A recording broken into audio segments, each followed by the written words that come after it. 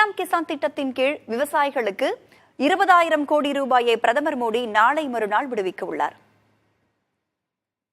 PM Kisan திட்டத்தின் கீழ் விவசாயிகளுக்கு ஆதார வருவாயாக ஆண்டுக்கு 6,000 ரூபாய் 3 தவணைகளாக வழங்கப்பட்டு வருகிறது.